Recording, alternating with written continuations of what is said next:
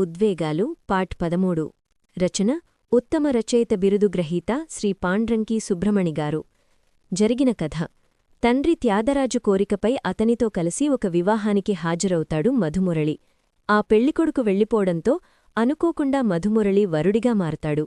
తమ్ముడు త్యాగరాజు ద్వారా పెళ్లి విషయం తెలుసుకున్న సదానందం పరిస్థితులు అర్థం చేసుకుంటాడు. అతని పెద్ద కొడుకు సోమశేఖరం, రెండో కొడుకు ఇంద్రకిరణ్. సోమశేఖరానికి మధులిక కంటే ముందు కమలవాణి అనే భార్య ఉన్నట్లు ఇంట్లో తెలుస్తుంది. అందుకు కారణాలు వివరిస్తాడు సోమశేఖరం. మధుమురళి భార్య శివగామి నిరుద్యోగులకు పోటీ పరీక్షలకు శిక్షణ ఇవ్వడం ప్రారంభిస్తుంది. భార్య ఉద్యోగం చేయడానికి ప్రోత్సాహమిస్తాడు మధుమురళి. ఇక ఉదయరాగ ఉద్వేగాలు పార్ట్ 13 చదవండి. దీపాలు పెట్టే వేళ దాటింది. శివగామి మలిస్నానం చేసి పూజాగృహంలో దివ్యలు వెలిగించి దేవికి అర్చన చేసి సర్వమంగళ మాంగళ్యే శివే సర్వార్థసాధకే శరణ్యే త్రయంబకే దేవి నారాయణీ నమోస్తుతే అని శ్లోకపఠనం గావించి ఆ తర్వాత మాధవిని పిలిచి ఇంట్లోని పెద్దలందరికీ హారతితో పాటు ప్రసాదమిచ్చిరమ్మని పురమాయించి ఉక్కపోతగా ఉందనిపించి గదిలోకి వెళ్ళింది. సీలింగ్ పూర్తి స్పీడ్లో వేసి కట్టుడిచీర వేసుకోడానికి వీలుగా ఉన్న కోకను విప్పసాగింది. దాదాపు కోకను సగం విప్పేసిందనాలి. అప్పుడు అనుకోని విధంగా విస్మయానికి లోనైంది. విస్తుపోయింది. మధుమురళి తిన్నగా గదిలోపలకు దూసుకొచ్చాడు. మీరెప్పుడు నాతో మాట్లాడ్డానికొచ్చినా గది తలుపు తట్టే కదా వస్తారు. ఇప్పుడేమైంది? ఇంతలా ఆదరాబాదరాగా దూసుకువచ్చారు. ఏం కావాలి? కళ్ళు రెపరెపలాడిస్తూ అడిగిందామె. అవును, నేను సాధారణంగా మొనవ్రేళ్లతో 3 సార్లు తలుపు తట్టే లోపలకు వస్తాను. కాని ఈరోజు ఆకాశవాణి వింతగా ప్రబోధించింది. అనుమతి అడక్కుండానే లోపలికి చొరబడమని, బ్రోచుటకిదే తగు సమయమని. ఎందుకో మరి? చెప్పను, ససేమిరా చెప్పను. నోటితో చెప్పే సమయం కాదిది.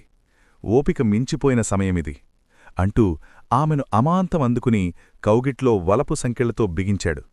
మెడచుట్టూ ముఖమంతా ముద్దుల వర్షం కురిపించి ఆమె పెదవుల్ని తనలోకి లాక్కున్నాడు. అయ్యో మురుగా, మీ చెల్లి వచ్చేస్తుందండి, పరువు పోతుందండి అని బిగి కౌగిలి నుండి విడివడాలని ప్రయత్నించింది. మధుమురళి పట్టు సడలించలేదు.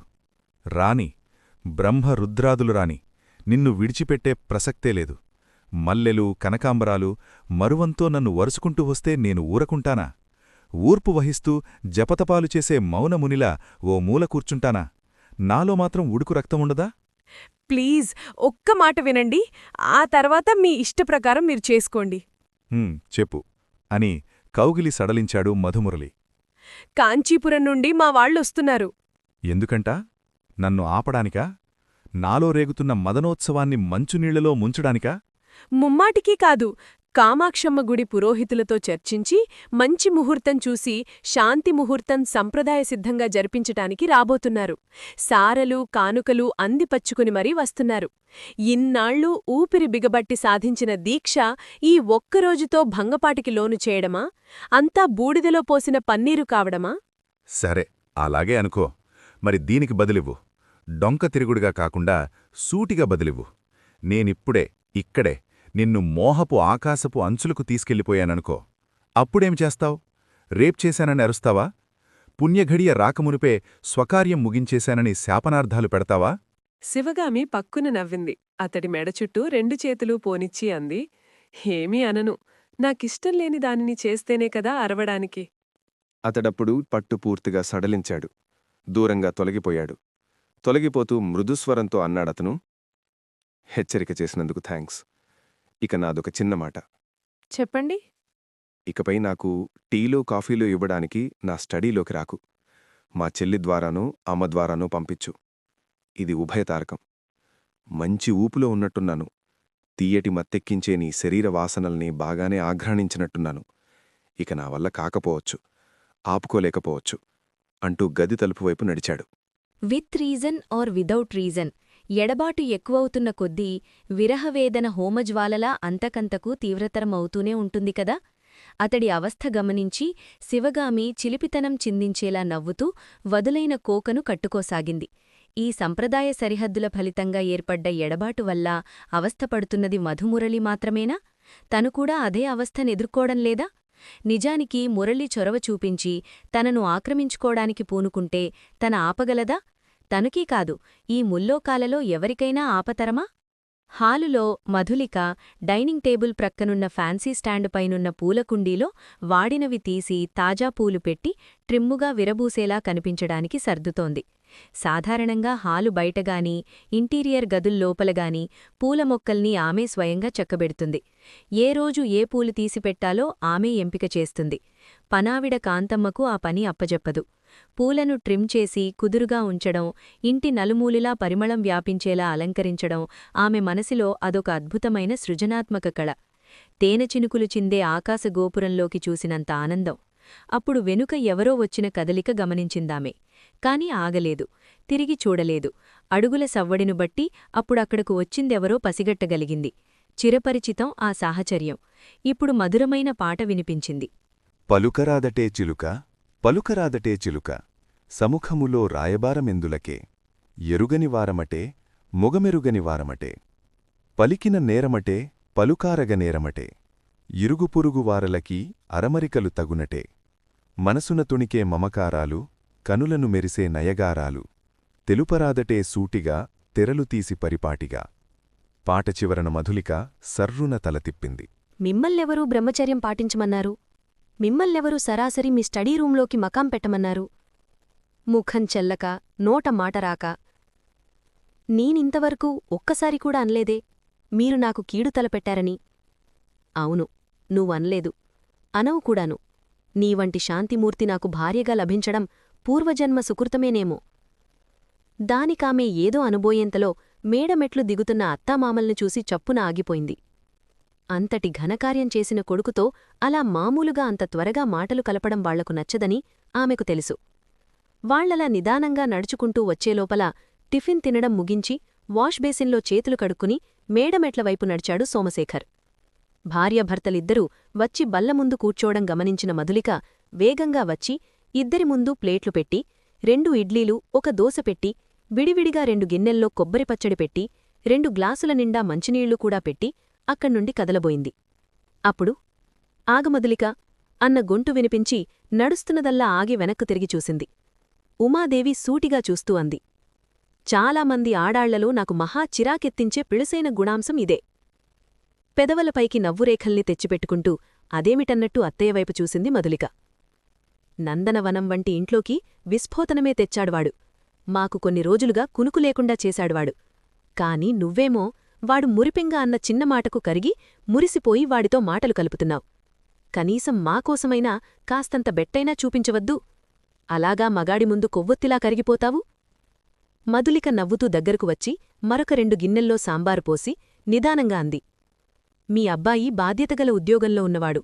ఆయనను నేను గమనించకపోతే మరెవ్రు చూస్తారత్తయ్యా? నేనిప్పుడు చేస్తున్న దాంట్లో కొత్తేమీ లేదుగా. ఎల్లప్పుడూ చేస్తున్నదేగా నేనిప్పుడు చేస్తున్నాను. కోపతాపాలు కలిగాయి కదానని నా పనులు మానుకోలేను కదా. మరొకరికి అప్పచెప్పలేనుగా. ఇంకెవరో ఏమిటి, ఉందిగా ఎక్కడో మీ వాడి సోకాల్డ్ మొదటి పెళ్ళాం. అది చూసుకుంటుందిలే. తలచుకుంటే కంపరం కలుగుతూ ఉంది. కనిపిస్తే చాచి లెంపకాయ కొట్టాలనిపిస్తోంది. కాని నువ్వు కొట్టనువ్వవుగా. సకలమూ సర్వలక్షణమూ పుణికిపుచ్చుకున్న సాధ్వీమణివిగా. దానికి కొంచెమైనా ఇంగితం ఉండవద్దు, పెళ్లైనవాడితో వరసుకొని తిరగకూడదని. తలచుకుంటే దానికున్న స్తోమతను బట్టి ఈడూ జోడూ కుదిరిన మగాడు దొరకడు. అది కనుసన్నలతో సైగ చెయ్యాలేగాని ప్రవరాఖ్యుడు వంటివాళ్లు సహితం క్యూలో వచ్చి నిల్చోరు. ఈ పెడసరి వ్యవహారం ఎంత దూరం వెళ్ళి ఎక్కడ ఎలా ముగుస్తుందో, మీ ఇంట్లో వాళ్లకు ఎప్పుడు చేరుతుందో. అప్పుడు మధులిక అడ్డు తగిలింది. అంతటి ఆవేశం పనికిరాదత్తయ్యా. ఈ మధ్య మీకు బీపీ పెరిగినట్లుంది. ఇలా హద్దుమీరి ఆవేశపడితే మరింత పెరుగుతుంది. మీ అబ్బాయి ఆఫీస్కు బయల్దేరుతున్నట్లున్నాడు. ఏదైనా కావాలేమో చూసొస్తాను. మీకింకేమైనా కావాలా అత్తయ్యా? ఉమాదేవి బదులివ్వలేదు. సదానందం వైపు సూటిగా చూస్తూ, మీరెలాగండి ఇలా నిమ్మకు నీరెత్తినట్లుండగలుగుతున్నారు? కోడలిపిల్లకు గుండెనిబ్బరం కలిగేలా 2 మాటలు చెప్పరాదు? అతడు భార్య ముఖంలోకి చూసి చిన్నగా నవ్వడానికి ప్రయత్నించాడు. చెప్తాను, ఎందుకు చెప్పను? కాని చెప్పడానికేమైనా తోస్తేనే కదా. మొన్నటి వరకు ఇద్దరూ ఆడుతూ పాడుతూ తిరిగేవారు. అప్పుడప్పుడు డ్యూయెట్ సాంగ్స్ కూడా కలిసి పాడుకునేవారు. ఇప్పుడు చూడు పరిస్థితి ఎలా మారిపోయిందో. మనం మెట్లు దిగేటప్పుడు మీ పెద్ద కొడుకు పాడిన తెలుగుపాట విన్నావు కదూ? వాడికి ఆ పాట ఎవరు నేర్పినదనుకున్నావు? పాతపాటల ప్రేమికురాలు నీ కోడలిపిల్లే. నాకున్న దిగులంతా ఒక్కటే, వియంకురాలికి వియంకుడికి ఇదిగాని తెలిస్తే ఏమవుతుందో అని. కనీసం షాజహాన్లా తయారైన నీ ముద్దుల కొడుకు కమలవాణిని ఎక్కడో పరిచయమైన కొలీగనో లేక ఎక్కువలో గర్ల్ఫ్రెండనో తేల్చేసినా పర్వాలేదు. అదేదో కొండవీటి గుర్రపు రౌతులా సాహసంగా దాన్ని భార్య అనేస్తున్నాడు. బెరుకన్నది లేకుండా మనముందు కూడా అదే మాట అనేస్తున్నాడు. ఇప్పటికీ అదే మాట ఎంతమంది ముందు అనేశాడో. తలచుకుంటూ వింటుంటే గొంతున పచ్చివెలక్కాయ పడ్డట్లుంది. ఉమాదేవి ఇక మాట్లాడకుండా ఊరకుండిపోయింది. అతడు మళ్లీ అందుకున్నాడు. రానురాను వాడి నిష్పూచీ వాలకం చూస్తుంటే నాకు కంపరం కలుగుతోందోయ్. ఎందుకున్నట్టు? ఉమాదేవి భర్త కళ్లలోకి చూసింది. వాడు వెలగబెడుతున్న వ్యవహారం వెనుక ఉన్న పర్యావసానాల గురించి వాడు ఆలోచించడం లేదనే తోస్తోంది. వాడికి 2 భార్యలున్నారన్నది ఫ్యామిలీ కోర్టులోనో విమెన్స్ రైట్స్ కమిషన్లోనో నిరూపణ అయితే వాడికి ఉద్యోగం ఊడడమే కాదు, జైలు శిక్ష కూడా పడవచ్చు. ఇదీ నా భయం. ఇది విని ఉమాదేవి చిన్నగా నవ్వి భర్తకు భరోసా ఇస్తూ అంది. మధులిక కేసుని అంతవరకు పోనివ్వదువీండి అని ఎటో చూపులు సారించి చూస్తూ పరధ్యానంగా ఇడ్లీలు చెదమసాగింది. ఇక చెప్పడానికి వినడానికి ఏమీ లేదని మధులిక అక్కడ్నుండి కదిలింది. శుక్రవారం. శుక్లపక్ష పాడ్యమి. ఆరంభం.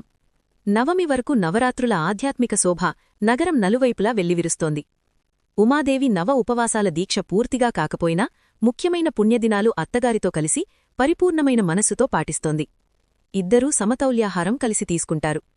ఉదయం పండ్ల ముక్కలతో అల్పాహారం, మధ్యాహ్నం భోజనం, వాటర్ చెస్ట్ పిండితో రొట్టెలు, పాలకూర అరటికాయ వేపుడు, లేత కాయగూరలతో తయారు చేసిన రైతా, రాత్రి పడుకునే ముందు కాసిన్ని పాలు. అవన్నీ మధులికే దగ్గరుండి చేయిస్తుంది, స్వయంగా కొసరి కొసరి ఇద్దరికీ తినిపిస్తుంది. ఆ రోజు యథాప్రకారం అవన్నీ చేయడానికి వంటగదిలోకి వెళ్లబోతున్న మధులికను నర్సమ్మ పిలిచింది. ఎక్కడికమ్మా ఆ పరుగు? నిన్న మనం కలిసి మాట్లాడుకున్నాం కదండి, నవ ఉపవాసాలకు మొదటి రోజు మీరు అత్తయ్య ఏ పూటకు ఏమి తినాలో నేను చేయమని చెప్పారుగా అవ్వా? ఇప్పుడు కాంతమ్మతో కలిసి చెయ్యనారంభిస్తేనే సమయానికి తెమలుస్తుంది. అవును, నిజమే, చెప్పాను. అసలు విషయం ఇప్పుడిప్పుడే గుర్తుకు వచ్చింది. కాబట్టి నువ్వీరోజు అటు వెళ్లకు. కాంతమ్మ అండదండలతో మేమదంతా చూసుకుంటాం. నువ్వు ఉదయం స్నానం చేశావు కదూ? నర్సమ్మ ప్రశ్నకు బదులుగా తల ఊపుతూ తలంటు పోసుకున్నానని చెప్పింది.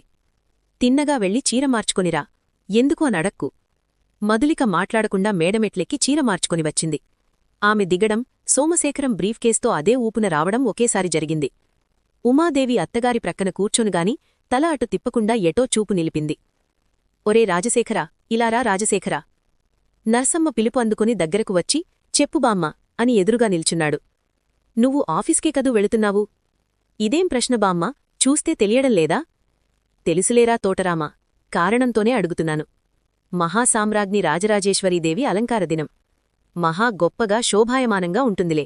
నువ్వు మధులికతో పాటు గుడికి వెళ్లి అమ్మవారికి జరిపే అర్చన కనులారా చూసి తరించి ఆ తర్వాతు మధులికను ఇటు ఆటోరిక్షాలో పంపి నువ్వటు వెళ్ళిపో. అతడు నివ్వెరపోతూ చూసి అడిగాడు.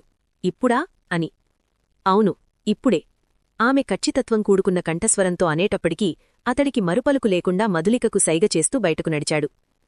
కాసేపటికి బండి స్టార్టవడం గమనించిన ఉమాదేవి అత్తగారివైపు తిరిగి అంది.